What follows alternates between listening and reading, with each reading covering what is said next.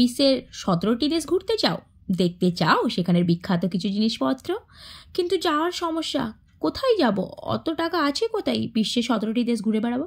কিন্তু don't worry, আমরা এই 17টি দেশের জিনিসপত্র তো এখন দেখতেই পারি, আমাদের হাতের মুঠোয় আছে সেই সুযোগ।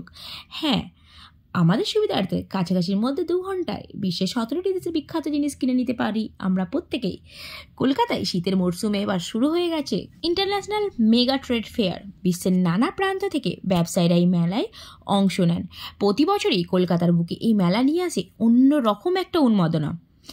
এখানে আফগানিস্তান, ঘানা, মিশরের মতো নানা দেশ রয়েছে দুবাইয়েরও স্টল। ছোট বড় মাঝারি শিল্প থেকে ন্যাশনাল জুট বোর্ড, খাদ্য প্রক্রিয়াকরণ মন্ত্রক, বিভিন্ন সরকারি বেসরকারি আন্তর্জাতিক সংস্থার মেলা বসে এই মাঠে। যদিও এই ভিডিওটা আমার জানুয়ারির প্রথমেই একেবারে, কিন্তু এখন ডিসেম্বরের কিন্তু অলরেডি নিউ টাউনে বসে গেছে আন্তর্জাতিক বাণিজ্যিক মেলা, অর্থাৎ ইন্টারন্যাশনাল ট্রেড মেগা ফেয়ার।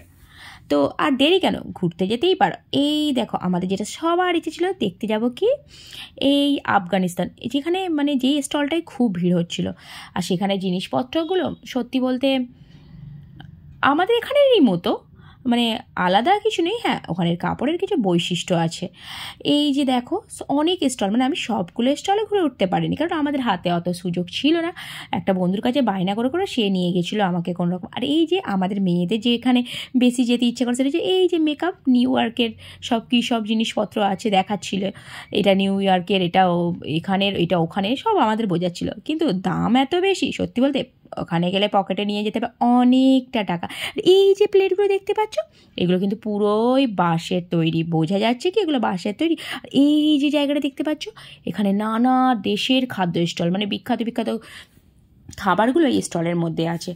এত কিছু খাবার আর দাম শুনে ঘুরলো মাথাটা, কিন্তু কিছু তো একটা খেতে হবে, না হলে একটা কীরকম অসম্মান ব্যাপার নয়?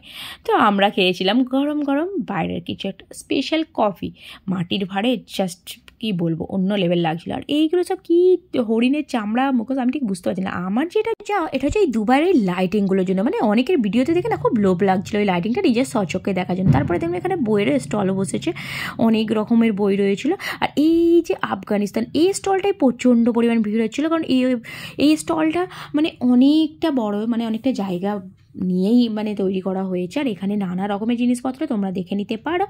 আর এখানের কাপড়গুলোর বৈশিষ্ট্য দেখে আমার মনে হলো এগুলো তো আমাদের এখানেও পাওয়া যায়, যা কিনলাম না, তো হয়তো হতে পারে কোয়ালিটি আলাদা। তো যাই হোক, তোমরা দেখে নাও প্রত্যেকে কী কী থাকে ইন্টারন্যাশনাল মেগা ট্রেড ফেয়ারের স্টলগুলোতে।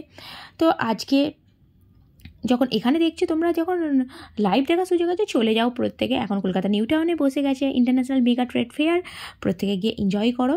আর এখানে যে খাবার লাইন দেখেছো, জাস্ট যাই হোক একটু পাকোড়া খাওয়ার জন্য আমাদেরকে 1 ঘন্টা স্টলের সামনে দাঁড়িয়ে থাকতে হয়েছিল। যাই হোক, তোমাদের যদি দেখার ইচ্ছে থাকে অবশ্যই এখন ডিসেম্বরে বসে গেছে Kolkata international trade mega fair new টাউনে, ঘুরে এসো। ভিডিওটা এই পর্যন্ত, ভিডিওটা ভালো লাগলে লাইক কমেন্ট শেয়ার করে দিও, পেজটিকে ফলো করে দিও, চ্যানেলটিকে সাবস্ক্রাইব করে দিও। টাটা।